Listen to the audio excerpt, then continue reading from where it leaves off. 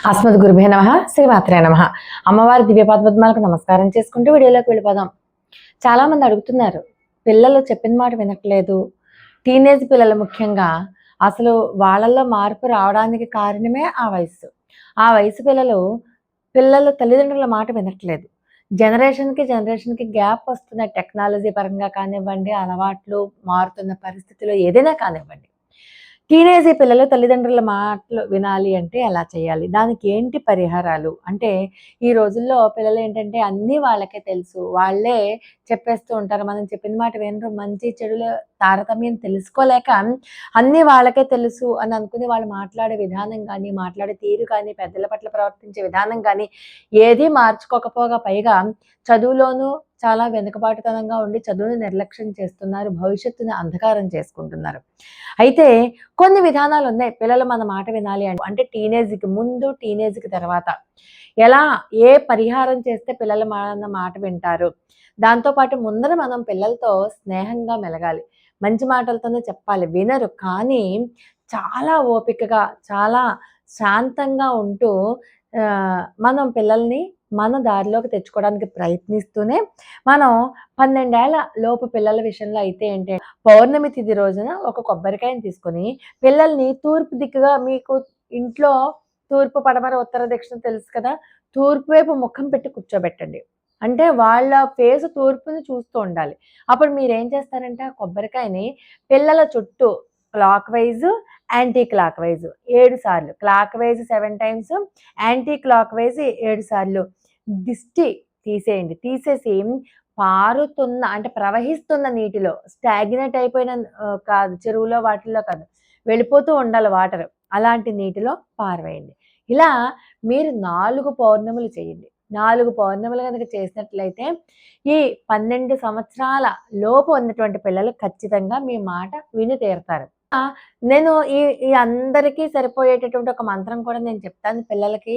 ఈ పౌర్ణమి తిథిలోనే మీరేం చేయాలంటే పులిహోర మీరు చెయ్యాలి. పులిహోర చేసి అంటే పిల్లల చేతితో అందరికీ కూడా పులిహోరని పంచిపెట్టాలి. మీరు పంచిపెట్టడం కాదు.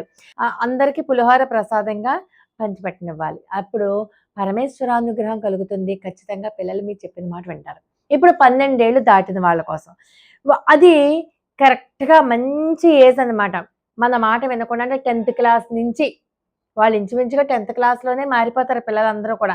10థ్ క్లాస్ నుంచి ఉన్నటువంటి పిల్లలు ఏ పని చేసేయాలి, వాళ్ళ చేత ఏ పని చేయించాలి అంటే మీరేం చేస్తారంటే, ఆ పిల్లలతోటి మీరు రావి ఆకులు 11 రావి ఆకులు తీసుకోండి.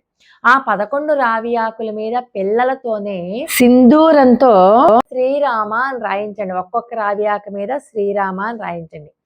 వాళ్ళతోనే మరి చెప్పిన మాట వినకపోయినా నయానో భయానో చెప్పైనా ఈ పనులు చేయించండి. ఆ దండగా కట్టండి. ఆ శ్రీరామ రాసినటువంటి ఆ 11 రావి ఆకుల్ని దండగా కట్టి ఆ పిల్లల చేతనే ఆంజనేయ స్వామి యొక్క విగ్రహానికి వేయించండి. అంటే గుళ్ళో అయినా పర్లేదు, బయట కూడా నిలబెడతారు కదా ఆంజనేయ స్వామిని.